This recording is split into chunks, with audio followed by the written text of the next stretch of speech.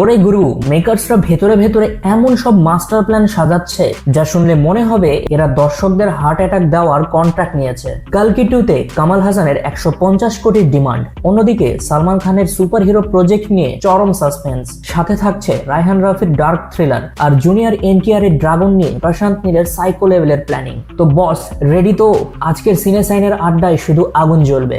গুরু, শুরুতেই কথা বলবো কালকি 2 নিয়ে। ভাই, এই মুভিতে সুপ্রিম ইয়াসকিনের চরিত্রটা যে ইতিহাস ঘটাতে যাচ্ছে সেটা শুনলে আপনাদের চোখ কপালে উঠবে। মাত্র 20 দিনের শুটিং এর জন্য ডেট নিয়েছে লেজেন্ডারি অ্যাক্টর কামাল হাসান, কিন্তু মাথা নষ্ট করা খবর হলো এই 20 দিনের জন্য সে চার্জ করেছেন পাক্কা 150 কোটি রুপি। মানে একবার হিসাব করে দেখুন তো, একদিনের শুটিং এর চার্জ 7.5 কোটি রুপি। বিগ বাজেটের এই মুভিতে কামাল হাসানকে আমরা এমন এক ভয়ঙ্কর ভিলেনের রূপে দেখতে চলেছি যেটা আজীবন মনে রাখার মতো। কামাল হাসানের কথা যখন উঠলই বস, তখন আর একটা মেগা প্রজেক্টের খবর দিয়ে রাখি। নেলসন পরিচালিত রজনীকান্ত এবং কামাল হাসানের আসন্ন সুপার ব্লকবাস্টার মুভিটি 2027 সালের দীপাবলিতে রিলিজের প্ল্যান চলছে। বর্তমানে নেলসন কাস্টিং নিয়ে ব্যস্ত।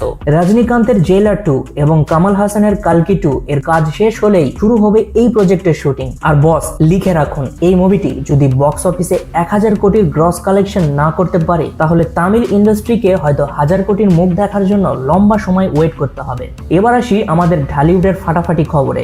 প্রেসার কুকার দিয়ে অনেকদিন পর পর্দায় ফিরছেন রায়হান রাফি এবং নাজিফা তুষির জুটিটি, সাথে আরো আছে বুবলি, স্নিগ্ধা চৌধুরী এবং মারিয়া শান্ত। গুরু, দ্য ডার্ক সাইড অফ ঢাকাতে নাজিফা তুষিকে রায়হান রাফি যেভাবে প্রেজেন্ট করেছিল এখানেও তার ব্যতিক্রম হয়নি। সাউথের মতো ক্রাইম থ্রিলার আর আমাদের ইন্ডাস্ট্রিতে নারী কেন্দ্রিক গল্প সব মিলিয়ে রায়হান রাফি কিন্তু এবার কড়া সিটি বাজিয়ে দিয়েছেন। টিজারে ফজলুর রহমান বাবুর ভিলেনিয়াস লুক আর আজিজুল হাকিমের উপস্থিতি এক কথায় আগুন। শহরের কালো জীবন আর মাসাজ পার্লারের ভেতরের রমরমা গল্প নিয়ে তৈরি হয়েছে এই থ্রিলার মুভিটি। সব ধরনের হিরোকে দিয়ে হিট দেওয়ার পর রায়হান রাফি কি এবার নারী কেন্দ্রিক গল্পেও বক্স অফিস কাঁপাতে পারবেন, সেটাই এখন দেখার বিষয়। গুরু, বলিউডের ভাইজান কি এবার ট্র্যাক চেঞ্জ করছেন? ফার্জি এবং দ্য ফ্যামিলি ম্যান খ্যাত ডিরেক্টর রাজ অ্যান্ড ডিকের সাথে মেগাস্টার সালমান খানের যে সুপার হিরো প্রজেক্ট নিয়ে আলোচনা চলছে সেটার প্লট শুনলে মাথা নষ্ট হয়ে যাবে। শোনা যাচ্ছে সাল্লু ভাইয়ের ক্যারেক্টারটা এখানে মারাত্মক ইন্টারেস্টিং হতে চলেছে।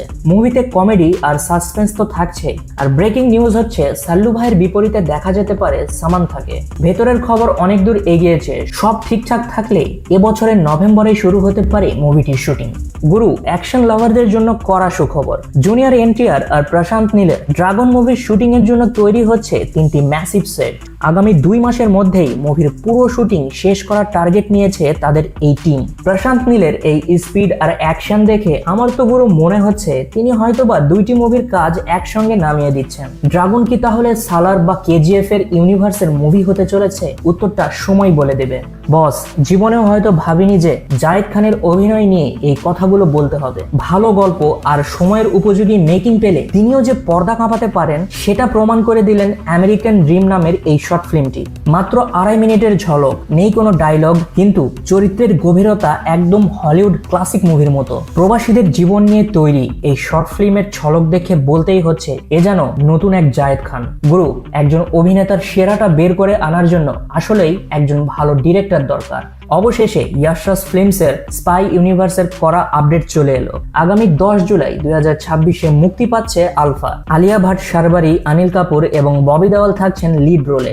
মেল স্পাইদের সাম্প্রতিক অসফলতার পর মেকার্সরা মনে হচ্ছে এবার ফিমেল স্পাইদের দিকেই বেশি নজর দিয়েছেন। কন্টেন্ট যদি ভালো হয় এবং ওয়ার্ড অফ মাউথ যদি পজিটিভ আসে তাহলে এই মুভিটা হয়তো স্পাই ইউনিভার্সের নতুন করে আশার আলো দেখাবে।